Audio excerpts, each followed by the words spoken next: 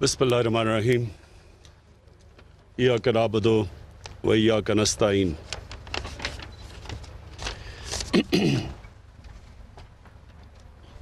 अच्छा ठीक है। आज मैं गिलगित बल्तिस्तान की काबीना और ख़ास तौर पे चीफ मिनिस्टर साहब आपको मुबारक भी देता हूँ और मैं ये आपसे उम्मीद लगाता हूँ कि इंशाअल्लाह ये वो मुंतखब हुकूमत गिलगित बल्तिस्तान में आएगी जो कि एक नई ट्रेडिशन पैदा करेगी। एक हुकूमत एक ऐसी आएगी जो एक ऐसा गवर्नेंस का सिस्टम देगी कि हमेशा के लिए आप नई स्टैंडर्ड्स कायम कर देंगे। तो मैं सबसे पहले तो वो प्राइम मिनिस्टर हूँ जो कोई भी पाकिस्तान में ऐसा प्राइम मिनिस्टर नहीं जिसने ये सारे इलाके को उस तरह देखा हो जो मैंने देखा है। 15 साल की उम्र में मैं पहली दफ़ा आया था जब अभी काराकोरम का ये सड़क भी नहीं बनी थी, हाईवे नहीं बनी थी। और उसके बाद मैं क्रिकेट खेलता रहा। जैसे क्रिकेट से मुझे फुर्सत मिली क्योंकि सर्दियों में गर्मियों में क्रिकेट खेलता था, तो जैसे ही मिला तो फिर मैं तब से सारे इलाके में फिर से वापस आया और मैं आपका सारा इलाका जानता हूँ, आपके मसले जानता हूँ और जो पोटेंशियल है इस इलाके का वो भी जानता हूँ। और मेरे ख्याल में कि हम जो इंशाल्लाह हमारी ये जो गवर्नमेंट है, ये जो हम अब जिस रास्ते पे जिस रुख पे गिलगित बल्तिस्तान को अब हम डालेंगे, ये सब इंशाल्लाह अवाम की ज़िंदगी बदल जाएगी। तो मैं पहले तो जो चीज़ें हमने फैसला किया कि हम आपके लिए क्या काम करेंगे, अब नई हुकूमत आई है क्या करेगी आपके लिए, तो सबसे पहले तो जो प्रोविजनल स्टेटस है उसके ऊपर फौरी तौर पे काम करेंगे ताकि जो एहसास महरूमी रही है अब तक यहाँ, वो दूर की जाए। मैं जब भी यहाँ आता था मुझे नौजवान ये कहते थे कि जी हमें बताएं हम क्या पाकिस्तानी हैं या नहीं हैं, हमारे हुकूक हैं या नहीं हैं।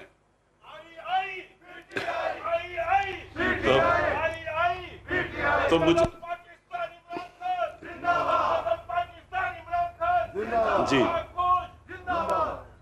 तो तब से मुझे एहसास था कि हमें लोगों के लिए, नौजवानों के लिए उनको ये एहसास ही ना हो कि वो पाकिस्तान के बराबर के शहरी नहीं हैं।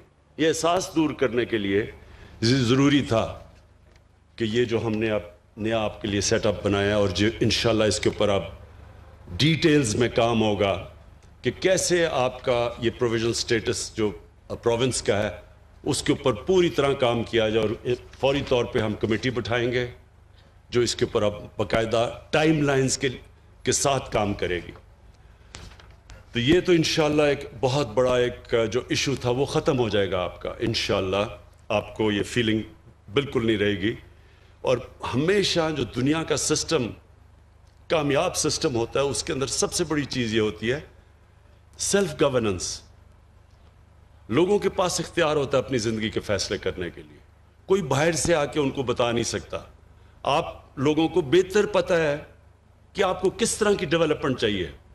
हम इस्लामाबाद से आपको नहीं बता सकते कि ये प्रोजेक्ट ए बनाया जाए या प्रोजेक्ट बी बनाया जाए, ये आप फैसला कर सकते हैं। तो एक तो ये मैं आपको मुबारक भी देता हूं कि इसके ऊपर फौरी तौर पे अब काम होगा। और ये हमारी विजन के साथ साथ ये भी है कि जो हम जब मदीना की रियासत की बात करते हैं तो उसमें सबसे इम्पोर्टेंट चीज़ मदीना की रियासत में ये थी कि उन्होंने जो प्रायोरिटाइज किया कि कैसे कमज़ोर तबके को ऊपर उठाना है, जो लोग पीछे रह गए ज़िंदगी की रेस में उनको ऊपर कैसे लेके आना है। یہ نبی صلی اللہ علیہ وسلم نے مدینہ کی ریاست میں سب سے پہلے چیز کی تھی. پیسے بھی نہیں تھے, غریب لوگ تھے اس وقت, لیکن اس ریاست نے فیصلہ کیا کہ ہماری پرائرٹی ہوگی کہ جو کمزور غریب طبقہ, جو معذور ہیں, جو بیوہ ہیں, جو یتیم ہیں, ان کو ہم نے کیسے اوپر لے کے آنا ہے. تو اسی طرح نمبر 1 ہماری پرائرٹی وہ ہے. ہمارا احساس پروگرام جو ہم لے کے آئے ہیں, پاکستان کی تاریخ میں سب سے بڑا پروگرام ہے, جس کو کہتے ہیں پاورٹی ایلیویشن, غربت ختم دور کرنے کے لیے. وہ انشاءاللہ ہمارا پروگرام شروع ہے. وہ گلگت بلتستان میں بھی آپ کو زیادہ ضرورت ہے اس کی, کیونکہ یہاں زیادہ لوگ پیچھے رہ گئے ہیں زندگی کی ریس میں. تو انشاءاللہ وہ احساس پروگرام ہم یہاں لے کے آ رہے ہیں. اور اس کے ساتھ ساتھ جو مجھے آپ کے لیے جو سب سے خوشائن چیز ہے, میرے خیال میں ایک غریب گھرانے کے لیے جو سب سے امپورٹنٹ چیز ہوتی ہے کہ جب اس گھر میں بیماری ہوتی ہے تو ان کے لیے بڑی مشکلوں کا سامنا کرنا پڑتا ہے, اور پیسے نہیں ہوتے ان کے پاس. وہ چیزیں بیچ دیتے ہیں, قرضے میں مقروض ہو جاتے ہیں کسی کا علاج کرواتے ہوئے. تو ہم ہیلتھ کارڈ لے کے آ رہے ہیں, سارے گلگت بلتستان کے لوگوں کے لیے ہیلتھ انشورنس لے کے آ رہے ہیں. 10 لاکھ روپیہ ایک گھر کے لیے کہ کسی بھی ہسپتال میں جا کے وہ ہیلتھ کارڈ کے ذریعے اپنا علاج کروا سکتے ہیں, 10 لاکھ تک. اس کے علاوہ جو ٹورزم ہے, کیونکہ میں آپ کے علاقے کے ٹورزم کے پوٹینشل کو جانتا ہوں, کیونکہ میں سارا دیکھا ہوا ہے آپ کا علاقہ, لہٰذا ٹورزم کے اوپر ہم پورا زور لگانے لگے. گرمیوں کے اندر تو ویسے ہی اب جو میں دیکھ رہا ہوں پچھلے 3-4 سال سے کہ یہاں ایک انقلاب آ چکا ہے ٹورسٹ کا, بلکہ یہاں جگہ نہیں ہوتی ٹورسٹ کے لیے ٹھہرنے کے لیے. سارے ہوٹل بھر جاتے ہیں, جو اپنے گیسٹ ہاؤسز لوگوں نے بنائے وہ بھی بھر جاتے ہیں. تو اور بدقسمتی سے کرونا کی وجہ سے یہ پچھلی گرمیوں میں اس طرح نہیں ٹورسٹ آ سکا. لیکن میں آپ کو یہ شور کرتا ہوں کہ 2 قسم کی جو ٹورزم ہے, ایک تو اندرونی ہماری ٹورزم ہے. ہمارا نوجوان ہے, موبائل فون کی وجہ سے جب وہ کہیں جاتا ہے وہ اپنی تصویر لگا دیتا ہے فیس بک کے اوپر. وہ فیس بک کے اوپر دیکھتا ہے, آپ کو ایڈورٹائز ہی نہیں کرنا پڑتا, وہ جو فیس بک پہ چلتا ہے وہ ساری دنیا میں جب تصویریں جاتی ہیں تو دنیا سے لوگ آ رہے ہوتے ہیں. میں جب یہاں 3-4 سال پہلے آیا تھا تو میں نے دیکھا کہ بیرون ملک پاکستانی, برطانیہ سے, یورپ سے پاکستانی یہاں ٹھہرے ہوئے تھے ہوٹلز کے اندر, سب ہوٹل بھرے ہوئے تھے. تو اب یہ بڑھتی جائے گی آپ کی ٹورزم. تو اس کے لیے ہم نے آپ کے لیے سستے قرضے دیں گے تاکہ لوگ اپنے گھروں کے ساتھ گیسٹ روم بنا سکیں, تاکہ ان کی آمدنی بڑھ سکے. تو ایک تو یہ ہم نے پورا پروسیس شروع کیا ہوا ہے. اس کے اوپر انشاءاللہ آپ کو وزیر اعلیٰ صاحب آپ کو ہم پورا اپڈیٹ کریں گے کہ ہم کیا کیا پروگرام لے کے آ رہے ہیں کہ لوگوں کے پاس بڑے سستے قرضے ملیں تاکہ وہ ٹورزم کے لیے اپنے گھر کے ساتھ ایکسٹرا کمرے بنا سکیں. اس کے علاوہ میں بھی پچھلے ہفتے آسٹریا سے ایک بہت بڑی کمپنی ہے, اس سے میری ملاقات ہوئی. تو وہ اسکیئنگ کے اسپیشلسٹ ہیں. اب سوئٹزرلینڈ کے اندر جو زیادہ پیسہ سوئٹزرلینڈ میں بنتا ہے وہ ٹورزم سے, وہ اسکیئنگ سے بنتا ہے, اور آسٹریا میں بھی بنتا ہے. اب یہ جو میرے پاس کمپنی جب میری ملاقات ہوئی, وہ یہ کہہ رہے ہیں کہ گلوبل وارمنگ کی وجہ سے کیونکہ موسم گرم ہو رہا ہے تو ان کے پاس وہ جو ٹائم ہے اسکیئنگ کا وہ کم ہوتا جا رہا ہے. تو وہ میرے پاس آیا, اس نے کہا کہ جو ہمارے یہاں علاقے ہیں وہ اتنے اونچے ہیں اب کہ یہاں بڑی دیر تک اسکیئنگ ہو سکتی ہے, یعنی 7-8 مہینے تک اسکیئنگ ہو سکتی ہے. تو ان سے ہم نے بات چیت شروع کی ہے کہ آہستہ آہستہ اسکیئنگ کے یہاں علاقے ڈیولپ کریں. اس سے کیا ہوگا, ابھی تک تو صرف گرمیوں میں آپ کے پاس ٹورسٹ آتے ہیں, جب اسکیئنگ آ گئی تو گرمیوں میں بھی آئیں گے, سردیوں میں بھی آپ کے پاس ٹورسٹ آئیں گے اور باہر سے آئیں گے, جس سے پاکستان کو بھی فائدہ ہوگا کیونکہ فورن ایکسچینج ہمارے ملک میں آئے گا. اس کے علاوہ اسکردو کا ہسپتال شروع کیا ہوا ہم نے 250 بیڈ کا, انشاءاللہ وہ کمپلیٹ ہو جائے گا اس کے لیے میں آپ کو اس لیے کہ مجھے پتہ ہے کہ یہاں بڑا مشکل ہوتا ہے جب لوگوں کے پاس یہاں ہسپتال نہیں ہے یا لوگوں کو اسلام آباد جانا پڑتا ہے، تو انشاءاللہ اس ہسپتال کو ہم اپ گریڈ کرتے رہیں گے.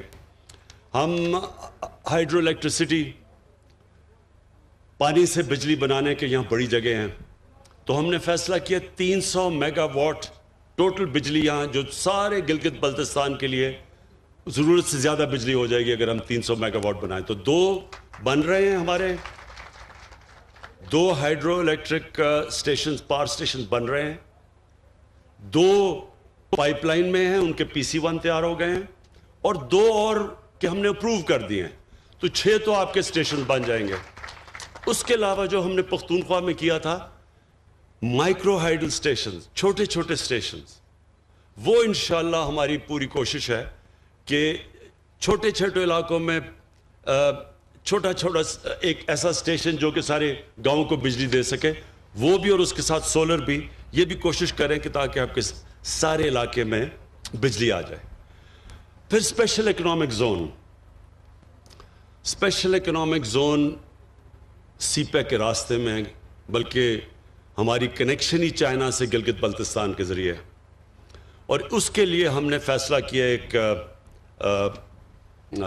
اسپیشل اکنامک زون کا. اسپیشل اکنامک زون کا آپ کو پتہ ہونا چاہیے کہ اس کے لیے ساری فیسلٹیز کی ضرورت ہوتی ہے.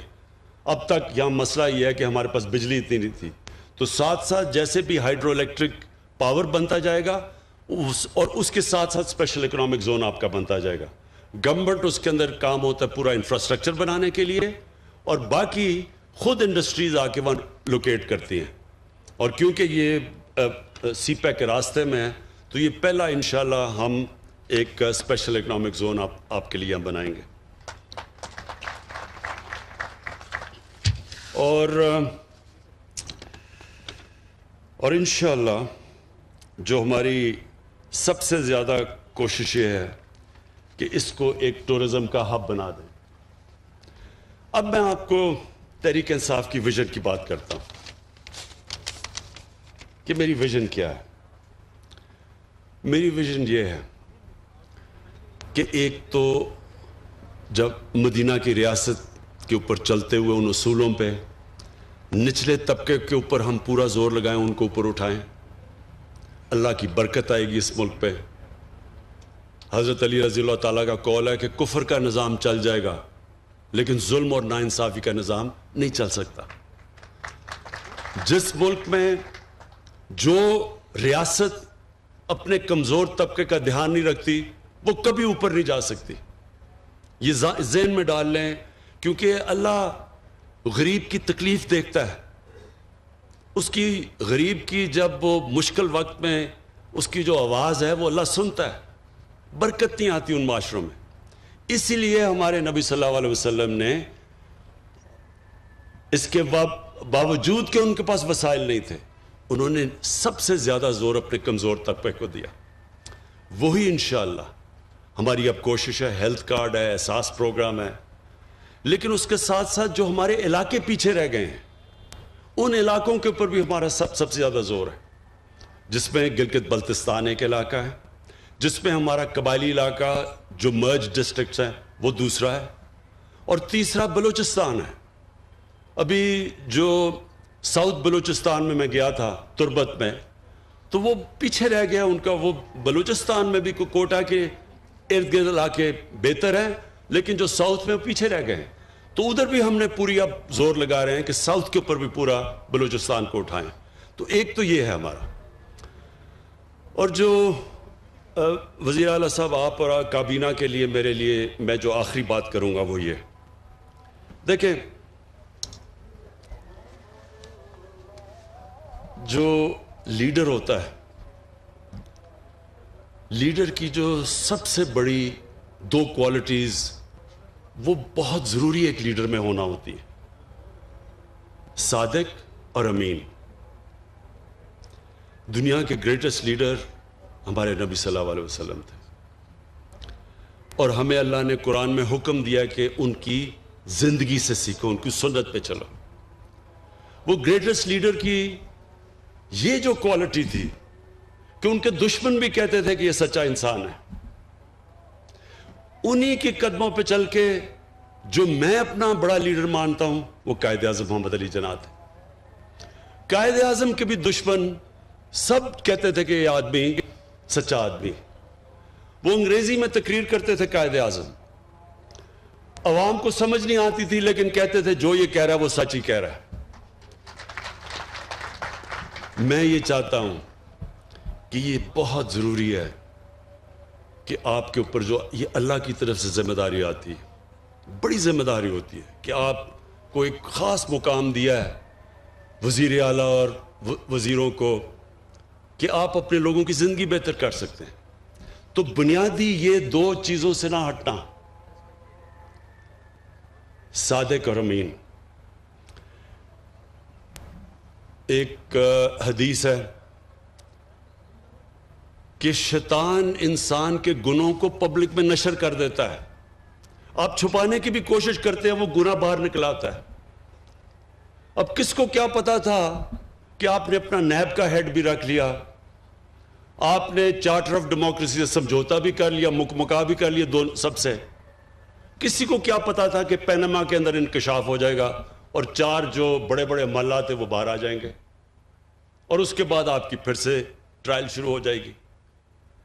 دیکھیں یہ چوری چھپتی نہیں ہے، اور یہ چوری کو چھپانے کے لیے، ایک جھوٹ کو چھپانے کے لیے 100 جھوٹ بولنے پڑتے ہیں، اور وہ جو انسان پیسہ بناتا ہے اپنی اولادوں کے لیے تو اولادوں کو بھی جھوٹ بولنا پڑتا ہے، ان میں وہ پیسہ بچانے کے لیے وہ بھی سارا دن جھوٹ بولتے رہتے ہیں۔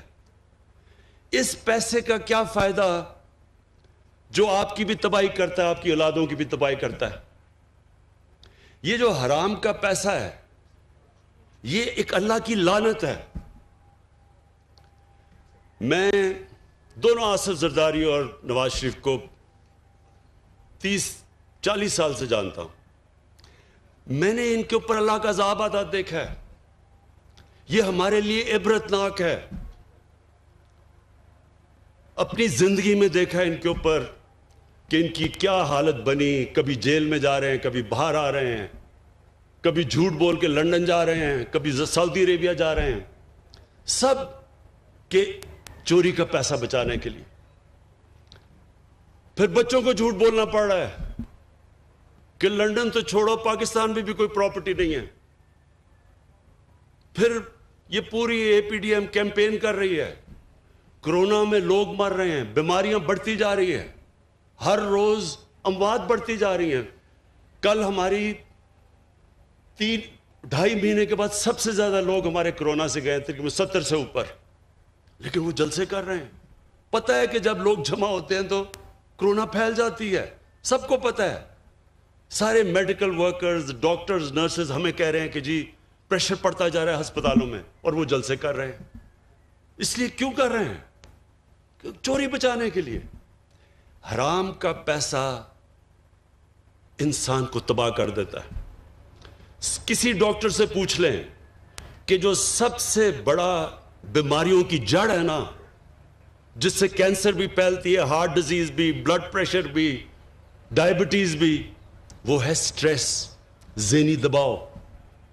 یہ سب سے زیادہ انسان کو نقصان پہنچاتا ہے، سب سے زیادہ بیماریوں کی ڈر سٹریس ہے۔ اور اگر آپ نے سٹریس دیکھنا تھا تو کل ایک ہارٹ ٹاک کا انٹرویو ہوا تھا جدھر اسحاق ڈار، پاکستان کے وہ پرانے وہ جو فائنانس منسٹر، ان کی شکل دیکھ لیتے ہیں۔ اس پروگرام میں اس کی شکل دیکھیں تو آپ کو پتہ چلے گا کہ سٹریس کیا ہوتا ہے۔ اگر وہ نہیں بھی اس کو ہارٹ، اس نے کہہ رہا تھا کہ میرا کوئی ہارٹ کا مسئلہ ہے، اگر وہ نہیں بھی آیا تو اس سے ہو جانا تھا۔ جھوٹ پہ جھوٹ بولے جا رہا ہے، ساری دنیا دیکھ رہی ہے، سب دیکھ رہے ہیں۔ تو میں آپ سے یہ آج ایز پرائم منسٹر، آپ کی پارٹی کا ہیڈ، خاص آپ کو تاکید کرنا چاہتا ہوں۔ بہت بڑی ذمہ داری ہے آپ کے لیے۔ جتنی آپ اپنے لوگوں کی خدمت کریں گے، آپ کو اللہ بھی آپ سے خوش ہوگا، اور جب اللہ خوش ہوتا ہے تو آپ کے دل میں سکون ہوتا ہے۔ زندگی آپ کی جتنی مرضی مشکل ہو، سوئیں گے آپ اچھی نیند، کوئی آپ کے اوپر دباؤ نہیں ہوگا، لوگوں کی دعائیں آئیں گی آپ کو. جب آپ ایک انسانیت کی مدد کرتے ہیں، یہ یاد رکھیں، اللہ آپ سے خوش ہوتا ہے. جب اللہ آپ سے خوش ہوتا ہے تو آپ کی روح خوش ہوتی ہے، اور روح کنیکٹڈ ہے اللہ کے ساتھ، اور وہ انسان کو سکون دیتی ہے. ہمارے نبی صلی اللہ علیہ وسلم، ان کی زندگی آسان نہیں تھی. ہم قرآن میں صرف ہم اپنی نماز جب پڑھتے ہیں تو ہم ایک ہی چیز مانگتے ہیں کہ اللہ ان کے راستے پہ لگا جن کو تو نے نعمتیں بخشی ہیں. تو اللہ کو تو حبیب ایک ہی تھا، قرآن میں تو ایک اللہ کا حبیب ہے نبی صلی اللہ علیہ وسلم. تو ان کی، اس کا مطلب کہ ہمیں اللہ کہہ رہا ہے کہ ان کی زندگی سے سیکھو. تو نماز میں تو ہم یہ کہہ رہے ہیں نا کہ اللہ ان کے راستے پہ لگا. تو ان کا راستہ آسان نہیں تھا، بڑا مشکل راستہ تھا، بڑی اونچ نیچ مشکل وقت گزارا انہوں نے، لیکن سکون تھا ان کو. کبھی جو ان کو دیکھتا تھا مشکل سے مشکل وقت میں ان کی شکل پہ کوئی سٹریس نہیں ہوتا تھا، کیونکہ ان کی روح خوش تھی، کیونکہ وہ اللہ کا کام کر رہے تھے. اور وہ ہے آپ کا کام. جب آپ اپنی عوام کی خدمت کریں گے، آپ اللہ کا کام کریں گے. آپ اللہ کا کام کریں گے، اللہ آپ کو وہ خوشی دے گا جو کبھی پیسہ وہ خوشی خرید نہیں سکتا. اور آپ انشاءاللہ اس گلگت بلتستان میں وہ چینج لے کے آئیں گے. ہم آپ کے ساتھ کھڑے ہیں، سینٹر آپ کی پوری مدد کرے گا. اور میں یہ چاہتا ہوں کہ جب آپ کا ٹائم پورا ہو تو گلگت بلتستان کے لوگوں کی زندگیاں بہتر ہو چکی ہوں. شکریہ.